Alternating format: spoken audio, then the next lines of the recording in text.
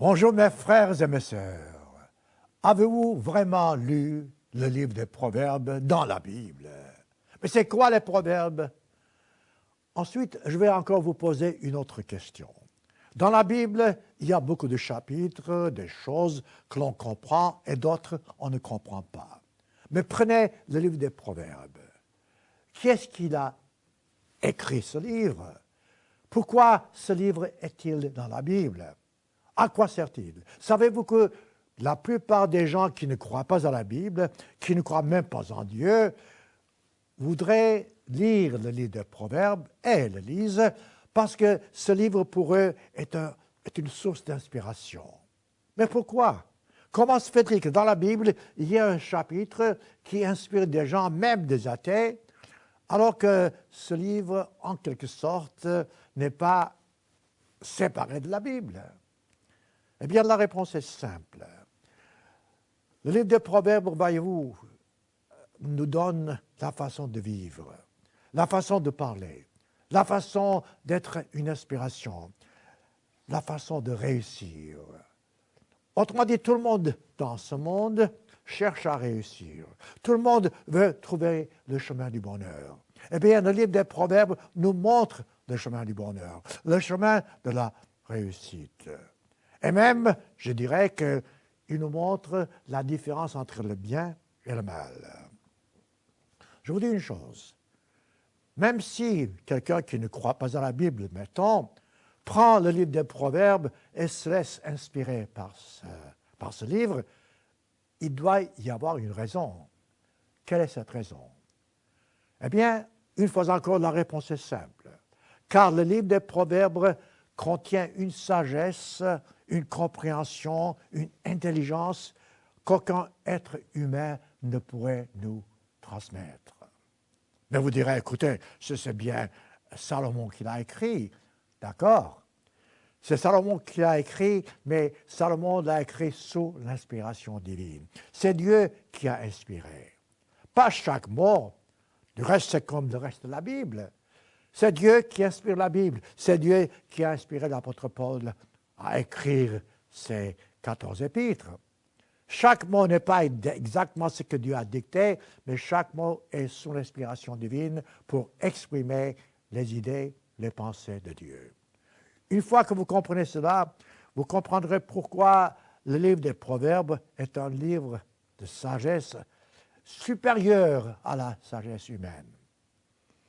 Une fois encore, vous direz supérieur, mais comment? C'est quand même Salomon qui l'a écrit. D'accord. Eh bien, laissez-moi commencer l'histoire. L'histoire par le commencement. Qui était Salomon? Salomon était le fils de David, un roi. Et comment est-ce que ce livre de Proverbes a vraiment pris naissance? Laissez-moi vous citer 1 Roi, chapitre 3, verset 5. Nous lisons, l'Éternel Dieu apparut à Salomon, ça c'est le commencement, 1 Roi, chapitre 3, pendant la nuit, et lui dit, vous savez, lorsque je lis ce passage dans la Bible, je me dis souvent, oh, moi je voudrais que Dieu me dise cela. Parce que Salomon, regardez voir, il entend Dieu lui parler. Dieu lui dit, verset 5, 1 Roi 3, « Demande ce que tu veux et je te le donne. » Fantastique! Quelqu'un me dirait, « Demande ce que tu veux, je te donne. » Je comprendrais. Mais c'est Dieu, l'Éternel Dieu qui demande et qui me dit, « Demande ce que tu veux, je te donne. » Voilà comment Salomon a eu cette conversation avec Dieu. Si cette même demande était faite à vous, qu'est-ce que vous demanderiez à Dieu? Soyons francs. Notez comment Salomon a répondu à Dieu. Verset 6.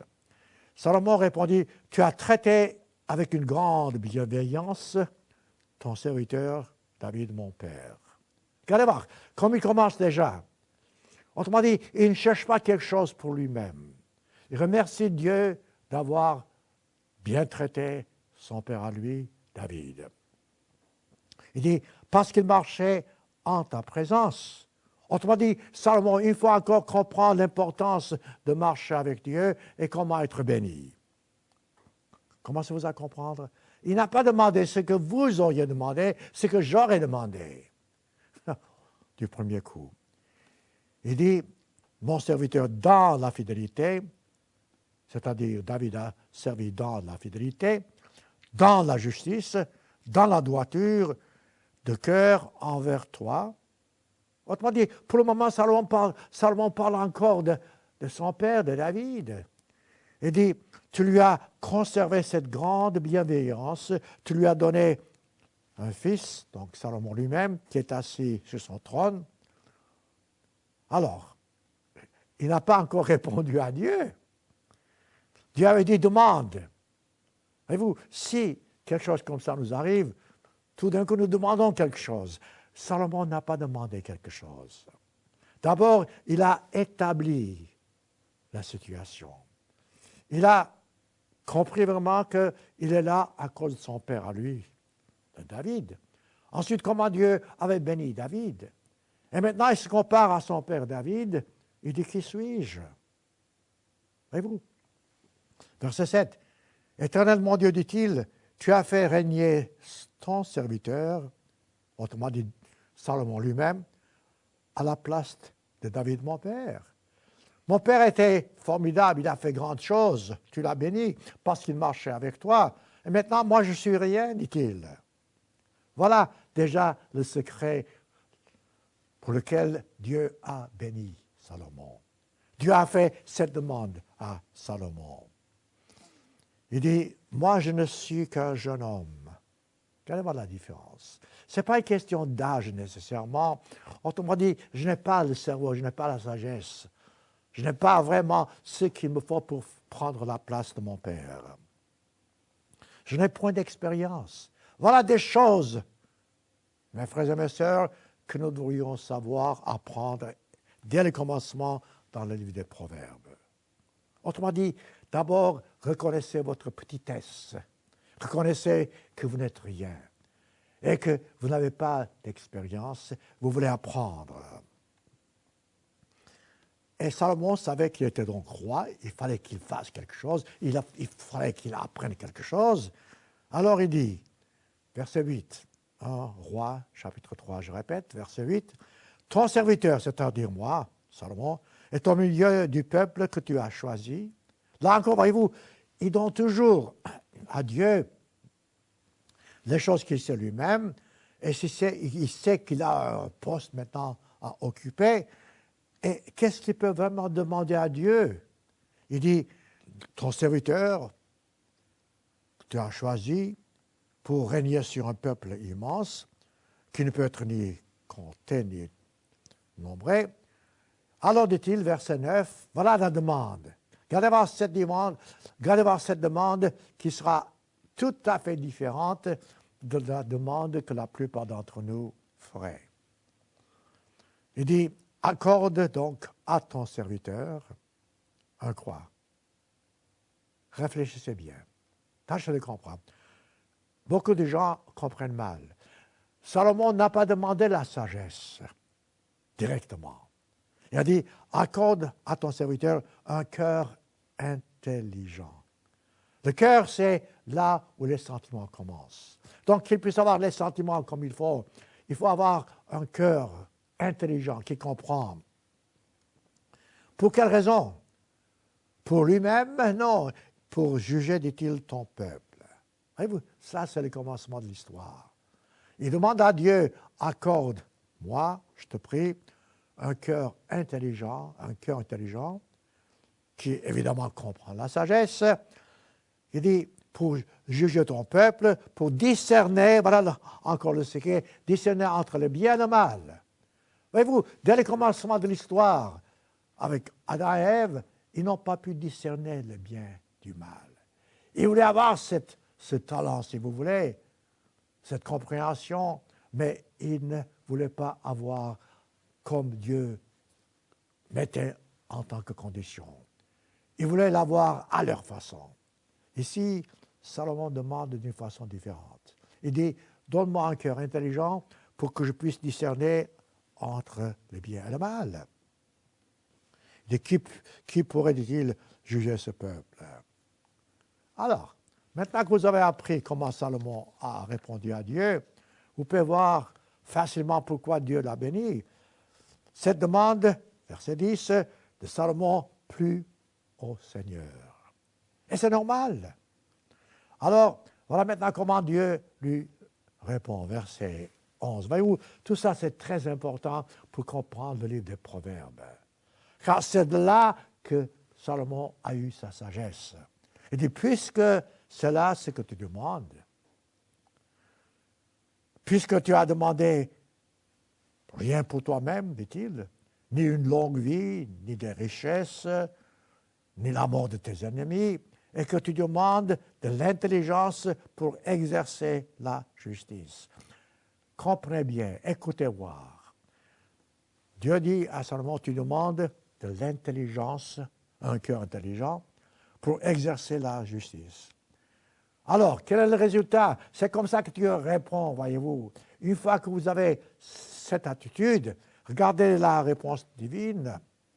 Voici, dit-il, j'agirai selon ta parole, je te donnerai un cœur sage. Maintenant, Dieu ajoute le mot sage, il dit, je te donnerai un cœur sage et intelligent.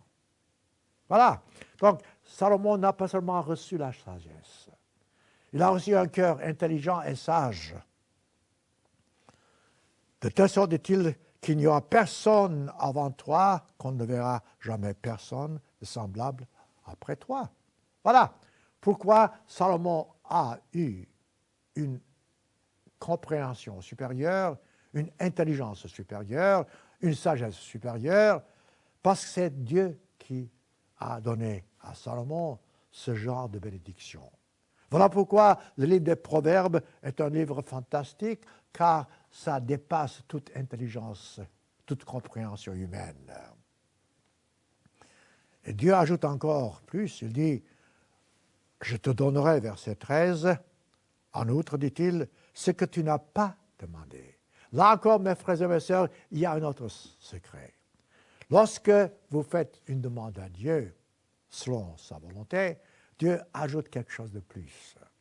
Quelque chose dont vous avez probablement besoin et que vous n'avez pas demandé, mais que Dieu vous donne ceci par-dessus le marché. Et c'est ça la beauté, c'est ça la façon divine de répondre à vos demandes.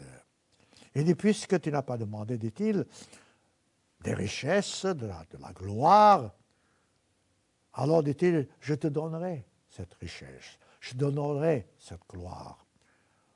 De sorte, dit-il, qu'il n'y aura pendant toute ta vie aucun roi qui soit ton pareil. Mais il y a une condition. Et cette condition est toujours valable aujourd'hui. C'est cette même condition posée au premier couple. Il dit, si tu marches dans mes voies, les voies divines, en observant mes lois, mes commandements, comme ton père David l'a fait, dit-il, je prolongerai tes jours. Autrement dit, Salomon a tout reçu, par-dessus tout, la longue vie, une longue vie. Comme vous constatez, Salomon avait donc demandé, je dirais, la sagesse, pas directement sagesse, mais un cœur intelligent. Ses motifs étaient quoi? C'était pour servir, pour aider, pour donner, pas pour lui-même. Salomon a cherché non pas son propre intérêt, mais le bien de son prochain. Voilà le commencement, voyez-vous.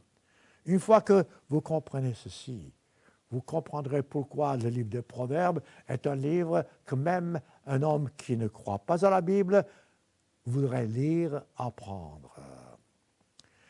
Laissez-moi vous dire une chose ici.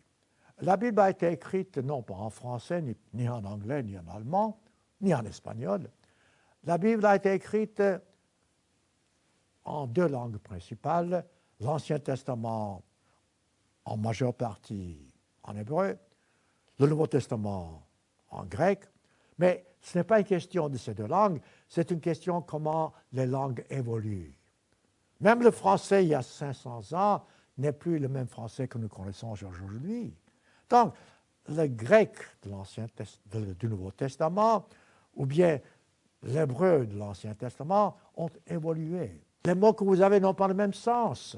Mais comprenez bien, même que ces mots n'aient pas le même sens, l'origine, la source est divine. Voilà pourquoi nous pouvons dire que la Bible a été inspirée et que nous devons, nous, faire des efforts pour comprendre le sens des mots qui se trouvent dans la Bible, bien que les mots, parfois, puissent être des synonymes. Écoutez, comment est-ce que vous pouvez définir, par exemple, sagesse ou bien intelligence? Ce sont des mots difficiles à définir. Si c'est un mot concret, matériel, on peut définir. Nous savons ce que c'est qu'une table ou bien une chaise, bien que nous ne savons pas ce qu'on entend par table ou chaise, parce que ça peut être grande ou petite.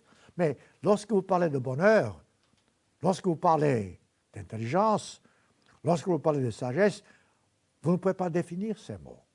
Il faut que quelqu'un supérieur à votre intelligence puisse les définir. Donc, lorsque je commencerai à lire avec vous au moins certains passages du livre des Proverbes, tâchez d'avoir ceci en tête. Ce que je prendrai comme mot, ce sera un mot en français que vous avez aujourd'hui, par exemple, dans votre Bible, et que ce mot n'a pas nécessairement le sens original, bien que d'une façon générale, oui, mais pas exactement comme vous entendez aujourd'hui. Je répète, il y a une grande différence entre la sagesse et l'intelligence. Proprement parlant, la sagesse nous vient de Dieu. L'intelligence, c'est que nous avons de part d'esprit humain. Je vais vous montrer maintenant, dans la Bible, dans le livre des Proverbes, ce que Dieu a inspiré, a demandé à Salomon d'expliquer aux gens. Et je voudrais, franchement, si c'est possible, lorsque vous étudiez le livre des Proverbes, ne prenez pas une seule Bible. Non pas qu'il y ait des Bibles différentes, non, mais les traductions peuvent différer. Les langues peuvent différer. Si vous êtes capable d'avoir 2 ou 3 langues en votre connaissance, mettons, dans ce cas-là, ayez 2 langues différentes, car les mots s'ajoutent, les mots se complètent. Moi, j'ai devant moi ici la Bible de Louis. La Bible l'a vue. Moi, j'ai devant moi la version Louis II de la Bible, l'ancien, pas la nouvelle édition, parce que là, c'est beaucoup plus clair. Laissez-moi encore, avant d'entrer dans le sujet vif, c'est-à-dire le livre des Proverbes, là, je prendrai un seul mot, parce que je ne peux pas prendre, par exemple, plusieurs mots pour étudier le livre des Proverbes. Je prendrai un seul mot, le mot insensé. Car Louis II se sert de ce mot insensé, qui est évidemment synonyme de la folie, si vous voulez. Mais prenons au moins dans Louis II le mot insensé. Laissons de côté les autres mots comme folie, etc. Et vous verrez qu'il y a toujours un opposé. Souvent dans la Bible, dans les Proverbes, vous aurez des opposés. Insensé, c'est quoi? C'est quelqu'un qui n'a pas de sens. Alors, si vous n'avez pas de sens, vous êtes bête, ou bien vous êtes fou, ou bien vous n'avez pas autrement dit, vous n'avez pas de compréhension. Donc tout ça, voyez-vous, c'est couvert par le mot insensé. Voilà pourquoi je prendrai ce mot-ci. Et ensuite, en même temps, je vais vous montrer que ce que Dieu dit dans la Bible, ce sont ceux qui n'ont pas de sagesse. La même sagesse que vous trouvez dans le livre des Proverbes se trouve dans l'Épître de Jacques, Nouveau Testament. Laissez-moi vous citer 2 ou 3 mots. Dans Jacques chapitre 1, verset 2. Jacques, c'est le frère de Christ, il dit, regardez, dit-il, Jacques chapitre 1, verset 2, regardez comme un sujet de joie complète les diverses épreuves auxquelles vous pouvez être exposés. Mais comment est-ce que je peux vraiment être reconnaissant pour les diverses épreuves auxquelles je suis exposé? Là encore, la Bible vous explique. Patientez-vous, vous verrez comment Jacques parle sous l'inspiration divine. Sachant, verset 3, Jacques 1, verset 3, sachant que l'épreuve de votre foi produit la patience. Voyez-vous, mes frères et mes sœurs, là se trouve le secret de la compréhension lorsque vous lisez la Bible. Ici, je m'arrête. Ici, arrêtez-vous. Et commencez à réfléchir à ces mots. L'épreuve de votre foi. Analysez. C'est quoi l'épreuve de ma foi? Souvent, nous doutons, souvent, nous abandonnons. Et pourquoi? La patience. Donc, la patience est indispensable pour arriver au but. Ensuite, Jacques écrit à nouveau, chapitre 1, verset 4, « Il faut que la patience accomplisse parfaitement son œuvre. » La patience ne peut pas se terminer. La patience se termine lorsque la chose est accomplie. Donc, laissez la chose s'accomplir parfaitement. Afin que vous soyez quoi? Parfait, accompli, sans faillir à rien. Je répète, ce sont des mots qui peuvent être interchangeables. Mais voilà pourquoi nous avons besoin d'épreuves, nous avons besoin de foi, nous avons besoin de patience. Et vous direz, mais moi j'ai rien, comment est-ce que je peux avoir la patience? Comment est-ce que je peux avoir la sagesse? Une fois encore, la Bible vous répond. Chapitre 1, Jacques, verset 5. « Si quelqu'un d'entre vous manque de sagesse, voilà, je suis candidat. Vous êtes candidat. Vous manquez de sagesse. Alors, quelle est la clé? Qu'est-ce qu'il faut faire? Si quelqu'un d'entre vous dit qu'il manque de sagesse, qu'il la demande à Dieu, Dieu qui donne à tous simplement, sans reproche, elle lui sera donnée. Dieu ne ment pas. Dieu vous dit qu'il vous donnera la sagesse. Tout ce dont vous avez besoin, tout ce que vous avez besoin de faire, c'est de la lui demander. C'est pas possible. Mais tout le monde demande. Tout dépend comment vous demandez. Tout dépend quelles sont vos conditions, vos motifs, vos raisons. Vous avez vu comment Salomon a répondu. Et Dieu va encore un peu plus loin, au verset 6, Jacques 1. Mais qu'il la demande, dit-il, avec foi, sans douter. Car celui qui doute est semblable au flot de la mer, agité par le vent et poussé de côté et d'autre. Quant à l'homme ne s'imagine pas qu'il recevra quelque chose du Seigneur. Voilà encore un autre secret. Vous demandez une chose, vous doutez, donc vous n'avez pas demandé. Vous voulez avoir quelque chose et vous savez que c'est bon pour vous, vous demandez, vous doutez. Vous n'avez pas reçu. Je ne sais pas expérience, mes frères et mes sœurs, dans ma vie en tant que ministre, j'ai eu beaucoup d'expériences, je sais. Parfois, moi-même, je doute. Et ensuite, quand la chose arrive, j'ai honte de moi-même. Je sais que j'aurais dû avoir davantage de foi. Mais c'est humain. Pour autant que nous puissions en sortir et puis revenir sur le bon chemin, ce n'est pas grave. Mais parfois, nous restons dans le doute. Et c'est ça qui est grave. Tout ça, voyez-vous, c'est nécessaire, c'est important pour vous et pour moi de comprendre ce que c'est que le livre des Proverbes. Une fois que vous avez eu cette préface, je dirais, alors nous pourrons commencer à étudier le livre des Proverbes. Évidemment, ce n'est pas possible d'étudier le livre des Proverbes dans tous les sens. Il faut que je prenne, comme je vous ai dit il y a quelques instants, un seul mot, un seul sujet, et je prendrai donc ce que j'entends insensé. Insensé est synonyme de folie, si vous voulez. Bon, je laisserai de côté dans la version Louis II ce qui est folie, dans les Proverbes. Je prendrai le mot insensé. Ça sera mon sujet. Encore une fois, je répète, insensé en français du reste signifie quelqu'un qui n'a pas de sens. Alors, si vous n'avez pas de sens, vous ne comprenez rien. Vous ne pouvez pas distinguer entre le bien et le mal. Vos décisions ne seront pas prises de façon sage. Ce que vous décidez ne sera pas nécessairement bon. Donc, qu'est-ce que c'est que l'insensé? Comment Dieu définit dans la Bible le mot insensé? Quelle est sa définition exacte dans le livre des Proverbes? Le livre des Proverbes se compose de 31 chapitres. Le dernier chapitre surtout, c'est pour les femmes parce que Dieu vous parle à vous les femmes pour vraiment vous montrer ce que c'est qu'une femme, ce que devrait être une femme idéale, surtout dans le mariage. Alors, ce livre des Proverbes est un livre de, je dirais, bijoux. Pas pour les femmes, nécessairement, un livre de bijoux, de perles, de sagesse.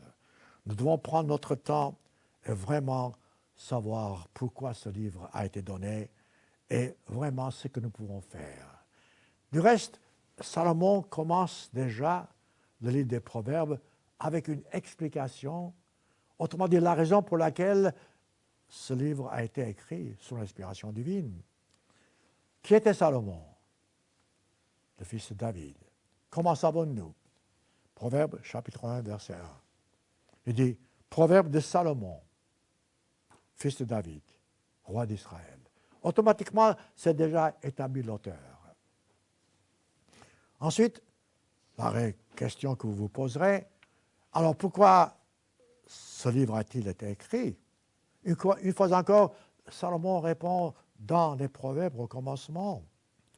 Il dit, pour connaître la sagesse, l'instruction, pour comprendre les paroles de l'intelligence, pour concevoir les leçons de bon sens. Le bon sens est contraire d'insensé. Les leçons de bon sens, de justice, d'équité et de droiture. Voilà la raison pour laquelle le livre des Proverbes a été écrit. Autrement dit, tout est là, voyez-vous. Dieu vous donne la raison pour laquelle, ou les raisons pour laquelle, si vous voulez, ce livre a été écrit. Pour avoir de bon sens, de justice, d'équité, de droiture, pour donner au simple, c'est vous, c'est moi, du discernement. Discernement entre le juste et le mauvais, entre le bon et le mauvais. Au jeune homme de la connaissance et de la réflexion. Pourquoi au jeune homme? Parce que quand on est jeune, on n'a pas encore d'expérience. Donc, ça comprend le jeune homme, afin que ce jeune homme ait la connaissance et la réflexion, c'est-à-dire la méditation, l'analyse. Ensuite, verset 5. Que le sage écoute, il augmentera son savoir. Mes frères et mes sœurs, je vous ai souvent dit, souvent vous n'écoutez pas, vous entendez mais vous n'écoutez pas. Vous entendez de vos oreilles mais vous n'êtes pas là. Quand vous lisez de vos yeux mais vous n'êtes pas dans le livre que vous lisez. Beaucoup de temps, soyez honnêtes, vous entendez quelque chose, vous n'écoutez vraiment pas. Vous n'êtes pas là. Lorsque vous lisez la Bible, lisez la Bible. Soyez présent avec ce que vous lisez. Écoutez. Écoutez ce que Dieu vous dit. Et alors vous verrez la différence et méditez. Donc, que le sage écoute, il augmentera. Pour saisir le sens d'un proverbe, d'une énigme, ce sont des paroles de sagesse et de leur sentence. Je cite toujours la Bible, verset 6, proverbe 1. Ce sont des expressions claires. Alors, maintenant, regardez voir, ça c'est vraiment intéressant. Dans le livre des Proverbes, chapitre 1, les 6 premiers versets vous disent pourquoi ce livre a-t-il été écrit. Et directement le 7e point, verset 7, dans ce chapitre 1, regardez voir maintenant la raison principale. La crainte de l'Éternel, Proverbe, chapitre 1, verset 7. La crainte de l'Éternel est le commencement de la science. Ce n'est pas la fin, c'est le commencement. La crainte, je vous ai expliqué plusieurs fois, c'est le respect envers Dieu. C'est de se tourner vers Dieu. C'est de dire ce que Dieu dit, c'est de croire ce que Dieu nous dit et mettre en pratique. Donc, il dit, la crainte de Dieu, c'est le commencement de la sagesse, de la science. Les insensés, voilà maintenant le mot qui apparaît directement ici, méprisent la sagesse et l'instruction.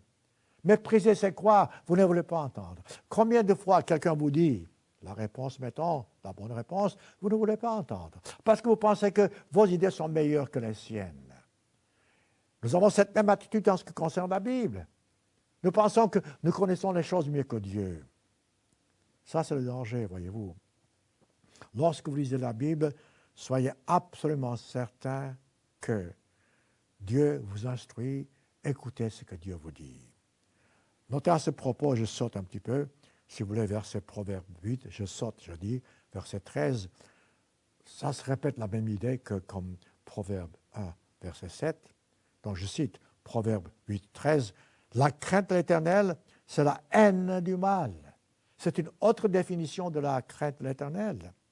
L'arrogance, l'orgueil, la voix du mal. Voilà les choses que Dieu déteste.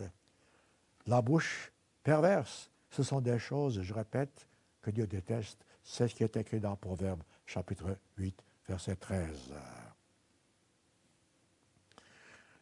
Examinons maintenant, toujours dans la Bible, dans les Proverbes, donc, les passages où Dieu nous parle de ce que c'est qu'un insensé et comment ne pas être insensé et comment vraiment avoir ce que Salomon a eu. Non pas seulement la sagesse, non pas seulement l'intelligence, non pas seulement les richesses matérielles, mais surtout un cœur intelligent. Il se peut que vous n'ayez jamais pensé à ça.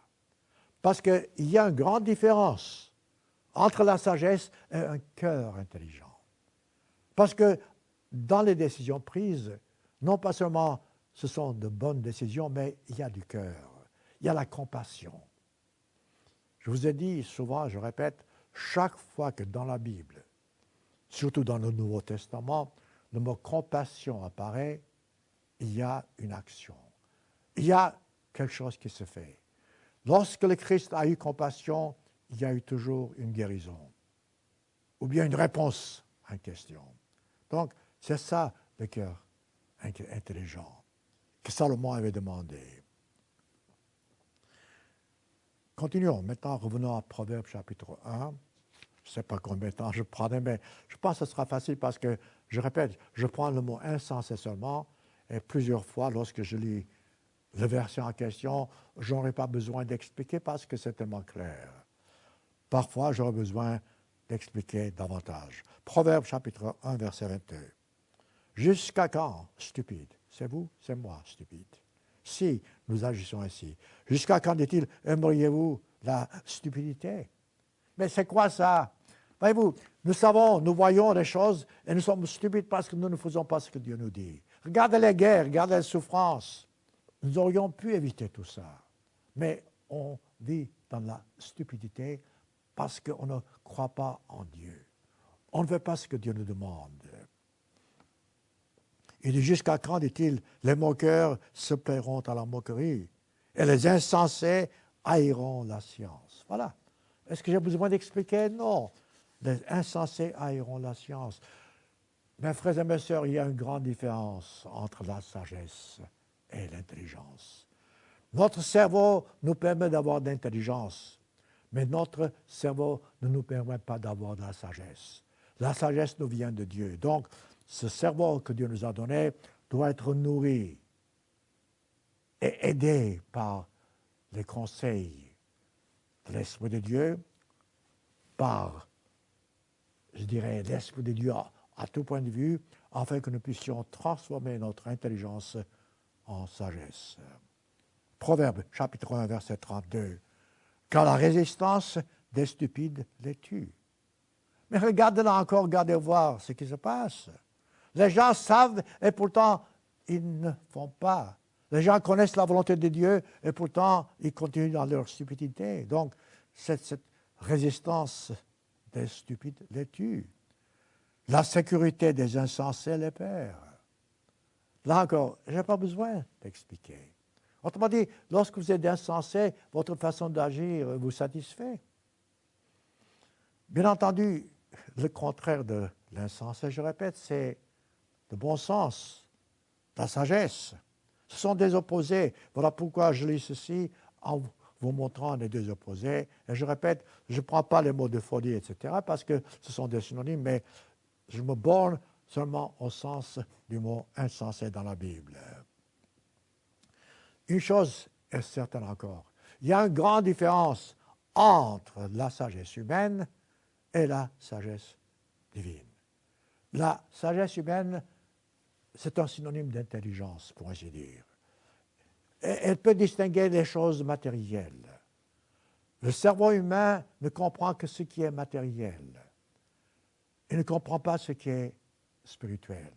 La sagesse humaine ne donne pas la compréhension de ce qui est spirituel, je répète. Voilà pourquoi nous avons de grandes découvertes. Écoutez, regardez voir autour de vous. Nous avons envoyé des astronautes sur la Lune, se promener dans la Lune. Et pourtant, nous n'avons pas la paix sur cette terre. Oui, nous pouvons envoyer des astronautes marcher dans la Lune et nous nous tuons sur cette terre. Voilà la différence entre la sagesse et l'intelligence. Nous avons besoin de sagesse pour vivre. Proverbe chapitre 3, verset 35. Les sages hériteront la gloire. Voilà, un seul mot qui définit déjà le but de la vie. La gloire, c'est quoi? Lorsque nous serons transformés d'être physique que nous sommes en être spirituel que nous serons. Voilà la gloire. Donc, les sages, ceux qui ont cette sagesse divine dont parle Salomon dans les Proverbes, les sages hériteront la gloire. Et les autres, ceux qui ne croient pas, les insensés si vous voulez, les insensés, les incrédules sont des synonymes en quelque sorte. Quoi? On la honte en partage. La honte, c'est encore, c'est la faillite, c'est l'échec. Ces gens-là ne pourront pas arriver au but. Ça, c'est une autre histoire, mais comprenez le sens. Le but de la vie, c'est d'arriver au but que Dieu a pour nous. Lorsque nous sommes insensés, nous n'arriverons pas. Lorsque nous avons la sagesse, nous arriverons au but. Et c'est ça, donc, la différence entre hériter la gloire. Continuons. Proverbe 8. Je répète, je tâcherai de sauter un petit peu puis aller plus vite, mais tâchez de comprendre. Parce que le sens est toujours le même. La base est la même. Voyez-vous, c'est la même base. Si nous faisons ce que Dieu nous dit, si nous demandons de la sagesse, il nous la donne pourvu que nous fassions notre part. Proverbe 8, verset 5. Stupide.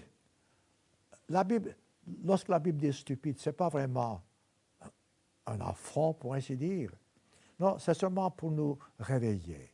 Si nous ne faisons pas ce que Dieu nous dit, si nous n'acceptons pas les conditions divines, et c'est le cas en ce qui concerne beaucoup de gens aujourd'hui de par le monde, nous sommes stupides. Donc, Dieu nous appelle, Proverbe 8, verset 5, stupide, dit-il, apprenez le discernement. C'est quoi? Voyez-vous, revenons encore au commencement. Le discernement, c'est ce que Salomon a demandé. Il a dit, un cœur intelligent, voilà le discernement. Donc, si nous n'avons pas ce cœur intelligent, nous sommes stupides. Il dit, apprenez l'intelligence de votre façon humaine de penser. Avec cette intelligence, demandez donc à Dieu d'arriver au but afin de discerner ou avoir un cœur intelligent. Voilà. Voyez-vous, c'est beau tout ça. C'est beau parce qu'on comprend, et c'est un plaisir que d'étudier la Bible. Il n'y a pas de contradiction. Il y a seulement une compréhension. Ce que Dieu nous donne, ce que Dieu veut que nous ayons, c'est toujours bon pour nous. Mes frères et mes sœurs, ayez en tête une fois pour toutes que ce que vous voulez n'est pas toujours bon pour vous. Mais ce que Dieu vous accorde, c'est toujours bon pour vous. Continuons. Proverbe 10, verset 1. Proverbe de Salomon. Là encore, voyez-vous, il parle de ces proverbes. Vous savez que Salomon a écrit près de je pense, 3000 proverbes. Il n'y a pas ici dans ce livre 3000 proverbes. Mais il y a donc les proverbes principaux qui nous permettent de comprendre ce qu'est un cœur intelligent. Il dit, et ce proverbe-ci, proverbe 10, verset 1, se répète à plusieurs reprises, il dit, un fils sage fait la joie d'un père. Parce que le fils hérite ce que le père a. Un fils insensé fait le chagrin de sa mère. Là encore, tâchez de comprendre. Méditez. Il n'y a pas une différence, mais que le fils hérite le poste de son père. Voilà pourquoi, si le fils prend la mauvaise route, c'est principalement le chagrin du père, etc. Prenez, je ne vais pas entrer dans l'histoire de Joseph. Joseph était un fils sage. Il a fait la joie de son père. Voilà donc une compréhension qui vous permettra de mieux saisir le sens de ce proverbe. Proverbe chapitre 10, verset 8. Celui qui est sage reçoit les préceptes. C'est quoi les préceptes? Les préceptes, ce sont les commandements de Dieu. Ce sont les lois divines. Donc, si vous avez un cœur sage, un cœur intelligent, vous recevez, vous le gardez, vous le mettez en pratique. Celui qui est insensé, des lèvres, court à sa perte. Là, vous savez, je ne peux pas arrêter parce que insensé de lèvres, voilà notre, je dirais, chute. La plupart d'entre nous, nous ne savons pas parler. Lorsque nous ouvrons la bouche, la plupart du temps, nous disons des choses qu'il ne fallait pas dire. Donc, nous sommes insensés des lèvres. Et nous courons à notre perte. Combien de fois n'avez-vous pas souhaité en disant « Oh, j'aurais dû me taire ». Eh bien, voilà ce que c'est qu'un insensé des lèvres. Tâchez de comprendre, sachez d'apprendre, sachez d'étudier la Bible afin de savoir comment vraiment parler. Proverbe 10, celui qui cligne des yeux est une cause de chagrin. C'est quoi ça? C'est un insensé à nouveau qui ne sait pas parler, qui ne sait pas s'exprimer. Et celui qui est insensé des lèvres court à sa perte. Donc, c'est la répétition de ce que je vous ai dit. Parfois, les proverbes se répètent. Proverbe 10, verset 18. Celui qui dissimule la haine a des lèvres menteuses. Autrement dit, vous ne pouvez pas cacher des choses au Dieu. Vous ne pouvez pas vraiment prétendre une chose. Vous ne pouvez pas vraiment détester votre prochain. Nous avons pour devoir d'aimer notre prochain. Et si vous avez donc cette haine en vous, vous êtes dans votre tort. Ici, vous pouvez comprendre ce proverbe en disant que ceux qui répandent des rumeurs, ceux qui sont jaloux, ces gens-là donc déplaisent à Dieu. Celui qui répand la calomnie, oui, la deuxième partie, voyez-vous, c'est clair. Proverbe 10, verset 18. Celui qui répand la calomnie est un insensé. Voilà, ça s'explique. Ne répandez jamais une rumeur. Écoutez, ne participez pas aux rumeurs. Vous entendez quelque chose, si ce n'est pas bon, ne répétez pas. Même si c'était vrai, ne répétez pas parce que, voyez-vous, Dieu veut que vous puissiez aimer votre prochain. En répétant quelque chose qu'il a fait, en quelque sorte, vous contribuez à son malheur. Laissez Dieu être juge. Si ce que ce prochain a fait n'est pas bon, laissez Dieu être juge. J'ai souvent dit en tant que conseil, en ce qui concerne les rumeurs, vous savez, ce monde est plein de rumeurs. Chaque fois que quelqu'un parle, il est fort possible qu'il répète un mensonge ou bien qu'il répète une rumeur. Alors, lorsque vous entendez quelque chose sur quelqu'un, qu'il soit ami ou non, dites-vous vous-même, est-ce que cela me concerne? Si ce n'est pas le cas, laissez tomber. Ensuite, demandez-vous, est-ce que si je répète, cela lui fait du bien à cet homme-là ou à cette femme-là? Si ce n'est pas le cas, laissez tomber. Vous verrez la différence. Ne participez pas aux rumeurs. Que ce soit vrai ou non, ça n'a pas votre importance. Faites ce que vous devez faire, alors là, vous aurez un cœur intelligent. Chapitre 10, il faut que je me dépêche, verset 23. Commettre le crime paraît un jeu à l'insensé. Là encore, c'est clair à comprendre. Autrement dit, vous êtes tellement fou, stupide, bête, que vous commettez un crime, vous ne savez même pas que c'est un crime.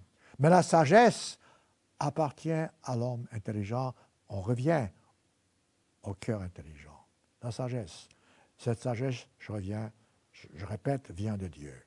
Comme je dis, j'ai pris ce mot insensé, donc la plupart du temps, il y a des passages qui sont synonymes, ou bien il y a des passages qui répéteront la même idée. Proverbe 11, verset 29. Celui qui trouble sa maison héritera du vent. D'accord, c'est pittoresque. Autrement dit, vous n'arrivez à rien. Tâchez de vous servir de votre intelligence. Troubler la maison, c'est hériter du vent, vous n'arrivez à rien. L'insensé sera l'esclave de l'homme sage. Eh oui.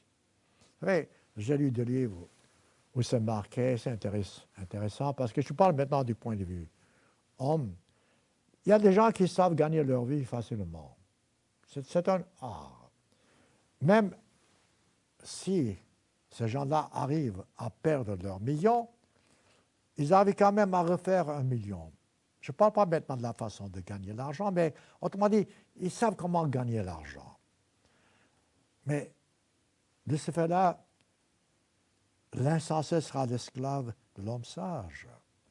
Si vous voulez vraiment gagner quelque chose, tâchez de gagner la sagesse divine. L'argent n'est pas indispensable. Si vous direz, d'accord, nous avons besoin d'argent pour vivre, mais ce dont nous avons besoin avant tout, c'est la sagesse, un cœur intelligent pour vivre éternellement.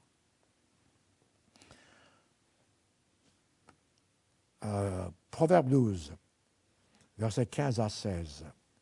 La parole de l'insensé est droite à ses yeux. Là encore, on n'a pas besoin d'expliquer. Les gens pensent avoir raison. En principe, dites-vous ceci vous-même. Il faut que j'écoute. Il se peut que les autres ont raison et que moi, j'ai tort.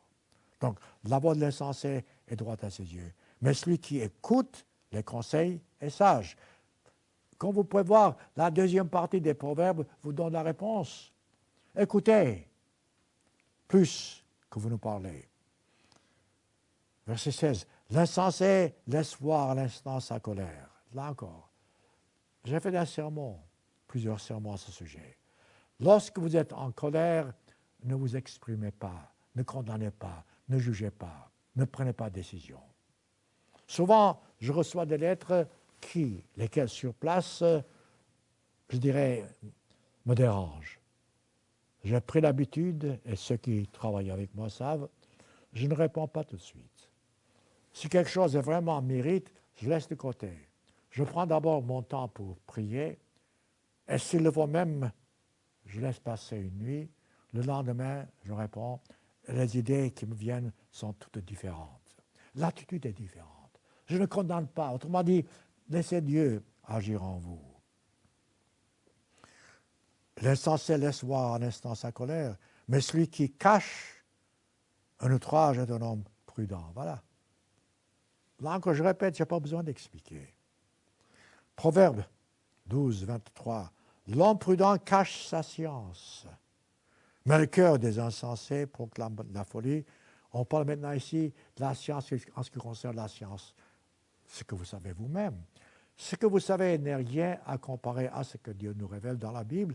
Donc, révélez ce que Dieu révèle dans la Bible, proclamez ce que Dieu proclame dans la Bible, plutôt que, mettons, répandre votre propre sagesse, votre propre compréhension, votre propre philosophie, pour ainsi dire. Je répète, je vais un peu vite, parce que la plupart de ces proverbes sont tellement clairs. On n'a pas besoin de les expliquer. Proverbe 13, verset 16. Tout homme prudent agit avec connaissance, autrement dit avec savoir. L'insensé fait étalage de folie. Là encore, si vous ne savez pas quelque chose, ne participez pas. Vous ne dites pas, voilà ce que je pense. J'ai tellement entendu cette phrase, voilà ce que je pense. Bon, d'accord, si quelqu'un vous pose la question, si quelqu'un vous demande ce que vous pensez, vous le dites. Mais souvent, on n'a pas besoin d'entendre ce que vous pensez. Pourquoi ne pas dire, je voudrais savoir ce que vous pensez? Et surtout, ce que vous pensez si vous avez la Bible en tant que base. Proverbe 13, verset 19. Un désir accompli est doux à l'âme. Est-ce que j'ai besoin d'expliquer? Vous désirez quelque chose, vous demandez à Dieu. Quand c'est fait, c'est un c'est doux à votre âme. Et c'est normal. Mais s'éloigner du mal fait horreur aux insensés. C'est le contraire. Pour l'insensé, il ne comprend pas la différence. Il ne s'éloigne pas du mal. Il ne sait pas ce que c'est qu'un désir accompli et doux à l'âme. Chapitre 14, verset 3. Dans la bouche de l'insensé est une verge pour son orgueil. Mais les lèvres des sages les gardent. Autrement dit, nous devons lutter contre l'orgueil. La Bible parle souvent de humilité. Soyez humbles, mes frères et mes sœurs. Nous n'avons rien. Tâchons de reconnaître que nous sommes rien. Soyons toujours en toutes choses humbles et laissons de côté l'orgueil. Autrement dit, si vous vivez dans l'orgueil, vous êtes insensé. Mais les lèvres des sages vous préservent. Proverbe 14, verset 7. Éloigne-toi de l'insensé. Là encore, voyez-vous, c'est normal. Écoutez, si vous avez des amis, tâchez d'avoir des amis qui peuvent vraiment vous aider à rester dans la bonne voie. Mais si vous avez en tant qu'amis des insensés, tôt ou tard, vous vous laisserez influencer par eux. Il faut les aimer, il faut les aider, mais ne pas vraiment vivre avec eux à leur façon. Ce n'est pas, dit-il, sur ses lèvres, les lèvres de l'insensé, que tu aperçois la science. Mes frères et mes sœurs, cherchez conseil auprès des gens qui sont capables de vous donner des conseils. Absolument. Si vous cherchez quelqu'un, soit un ministre même, qui vous donnerait raison, vous n'êtes pas sage, vous êtes insensé. Allez voir quelqu'un peut-être qui est un peu plus difficile, dur. Voilà pourquoi la Bible dit que vous devez vraiment aller vers la personne qui a de la science, de la connaissance, de l'intelligence, et ce faisant, voyez-vous, vous êtes sur la bonne voie. Proverbe 14, verset 9. Les insensés se font un jeu du péché. C'est quoi? Là encore, c'est clair. Autrement dit, ils pêchent, ils ne se rendent pas compte, ils souffrent, ils ne savent pas pourquoi ils souffrent, et ils blâment Dieu, ils blâment n'importe qui. C'est toujours la faute à quelqu'un d'autre. Non, c'est votre faute. Si vous agissez en tant qu'insensé, c'est votre faute. Vous faites un jeu du péché. Mais parmi les hommes droits se trouve quoi? La bienveillance. Autrement dit, les bénédictions, le succès. Oui, souvent, peut-être vous n'avez pas le succès que les gens, entre guillemets, insensés ont, mais vous avez le succès auprès de Dieu. Et c'est ça qui compte. Car en fin de compte, vous arriverez au but. Proverbe 14, verset 16. Le sage a de la retenue et se détourne du mal. Là encore, je n'ai pas besoin d'expliquer. Parfois, nous devons lutter contre le péché. Nous devons lutter avec force. Dieu nous donnera la force. Mais l'insensé est arrogant, plein de sécurité, à sa façon. La vraie sécurité, lorsque nous nous comportons comme Dieu veut que nous nous comportions avec la sagesse qu'il nous donne. Proverbe 14, verset 33. Dans un cœur intelligent, voyez-vous, c'est toujours le même mot. Donne à ton serviteur, a dit Salomon, un cœur intelligent. Dans un cœur intelligent repose la sagesse. Voilà pourquoi parfois nous confondons le mot sagesse et un cœur intelligent. Les deux sont synonymes si vous voulez, mais le cœur intelligent a plus que la sagesse. C'est la compassion, comme j'ai dit. Au milieu, dit-il, des insensés, elle se montre à découvert. Autrement dit, un insensé ne comprend pas de telles choses. Proverbe 15, verset 2. La langue des sages rend la science aimable. Là, vous savez, je pourrais faire tout un sermon sur ce sujet. Là, quand on entre dans la langue, alors là, on n'en finit plus. Autrement dit, sachez quand parler et sachez quand vous taire. Votre science à vous, la science humaine ne vaut rien, à moins que cette science humaine soit fondée sur la sagesse divine.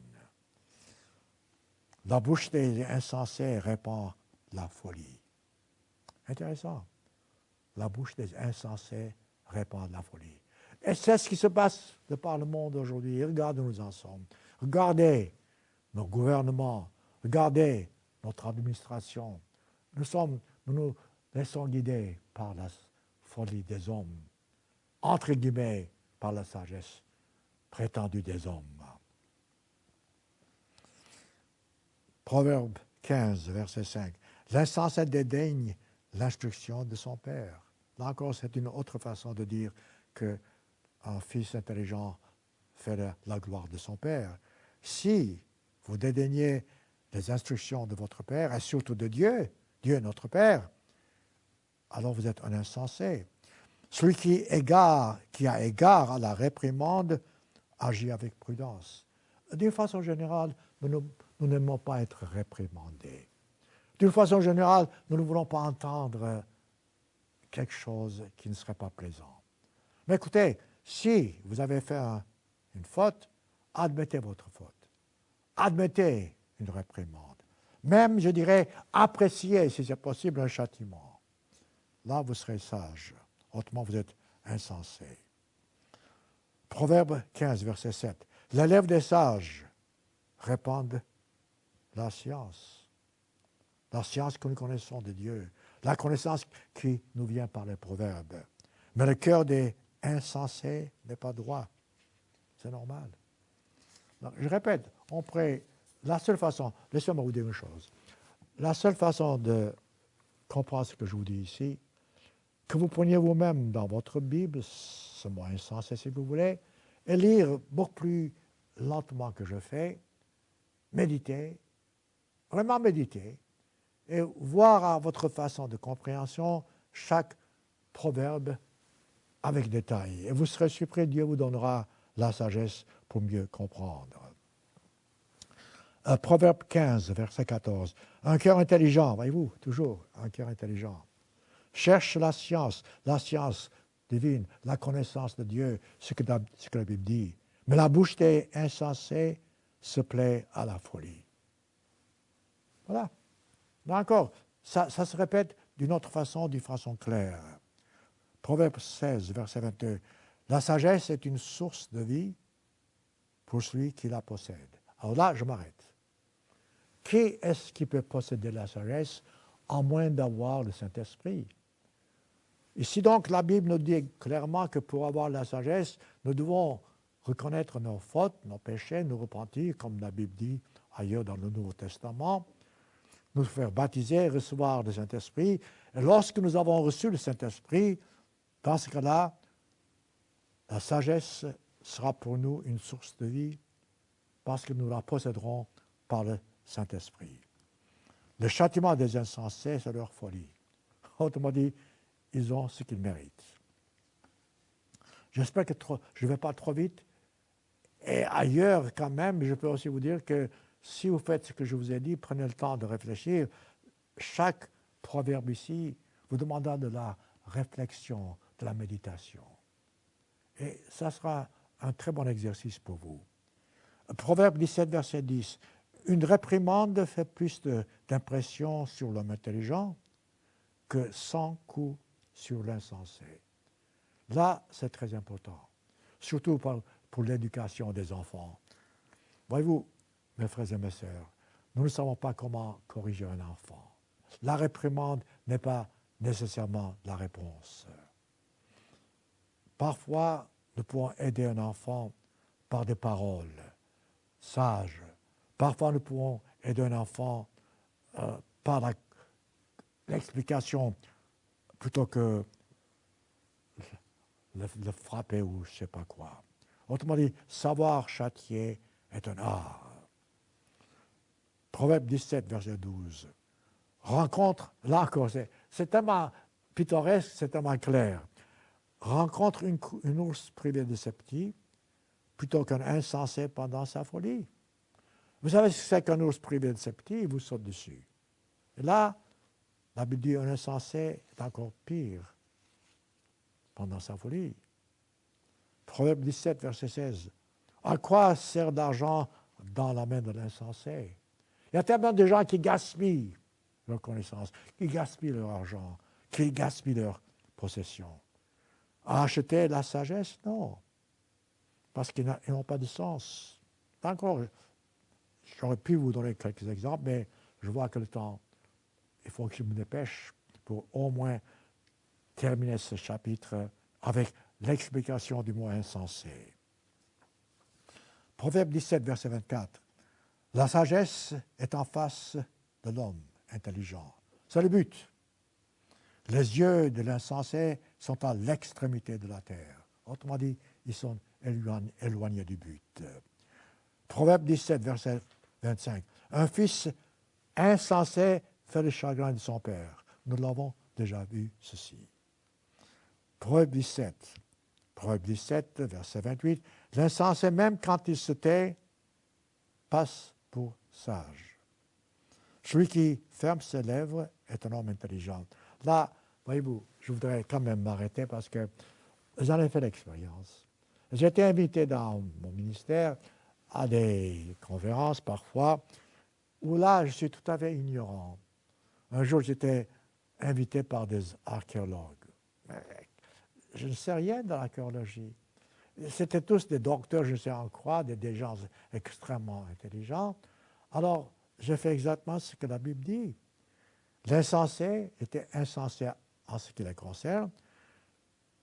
Quand il se tait, se passe pour sage. Alors, on m'a respecté, je ne disais rien, j'écoutais.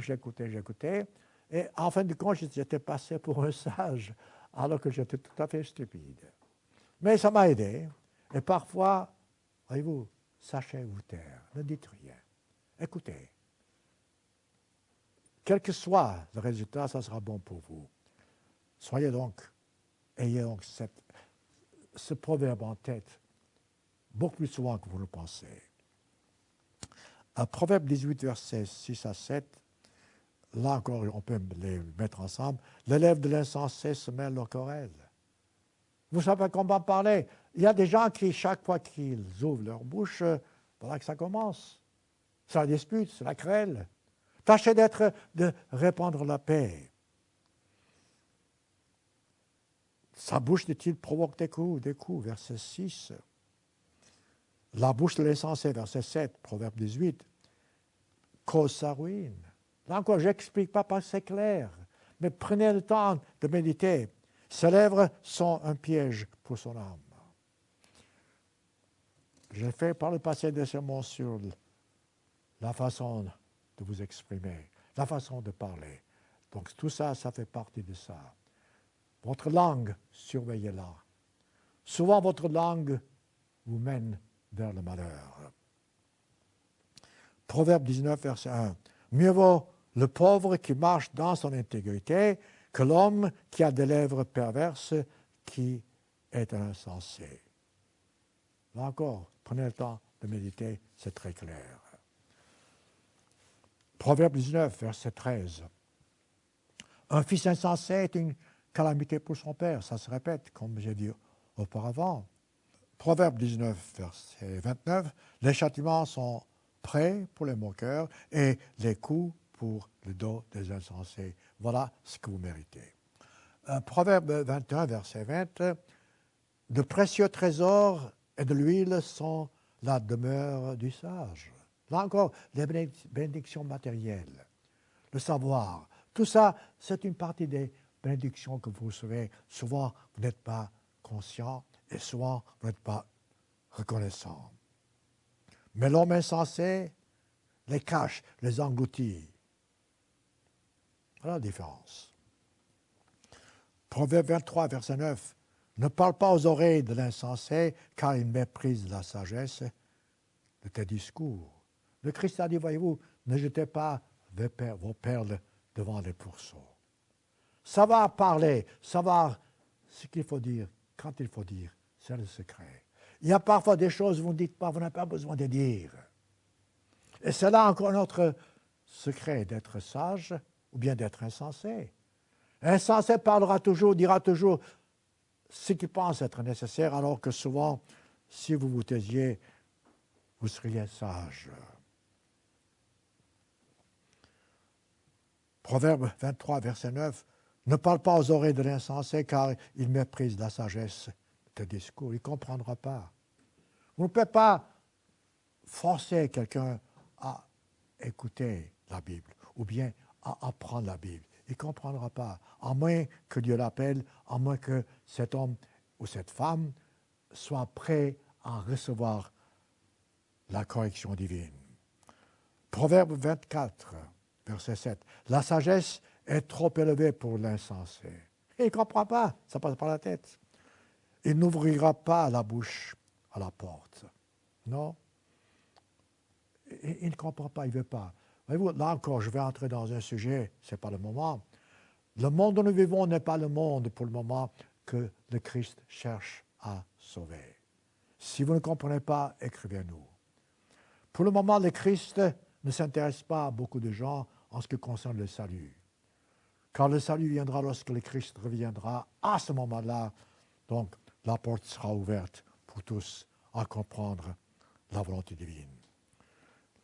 Le verset, Proverbe 26, verset 1, là, il donne des extrémités qui n'ont pas de sens.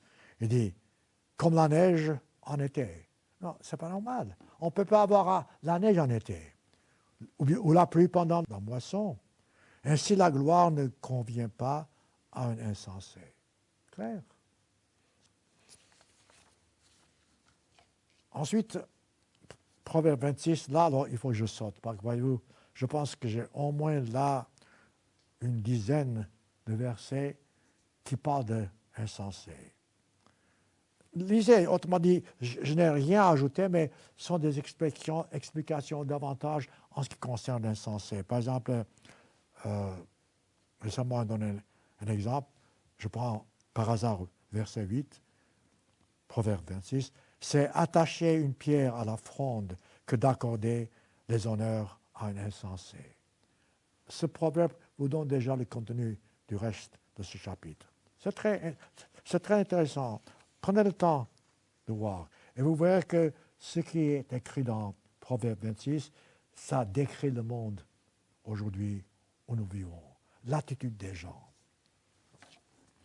Je tâcherai de terminer encore si je peux. Enfin, je sais que je vais parce que j'arrive presque à bout en me dépêchant. Proverbe 27, verset 3. La pierre est pesante, le sable est lourd, mais l'humeur de l'insensé pèse plus que l'un et l'autre. Donc, c'est pittoresque. C'est beau de voir comment la Bible décrit, avec la sagesse, la différence entre le sage et l'insensé. Proverbe 28, verset 26. Proverbe 28, verset 26. Celui qui a confiance dans son propre cœur est un insensé. Nous avons vu cela de plusieurs façons déjà. Donc, ne mettez pas votre confiance en vous-même, mais en Dieu. Mais celui qui marche dans la sagesse sera sauvé. Et ensuite, juste pour terminer, parce que je n'aurai pas le temps, je vois, on me signale qu'il faut que je m'arrête. Prenons Proverbe 29, verset 20. Si tu vois un homme irréfléchi dans ses paroles, il y a plus à espérer d'un insensé que de lui. Mes frères et mes sœurs, prenez votre temps. Lisez la Bible. Appréciez Dieu.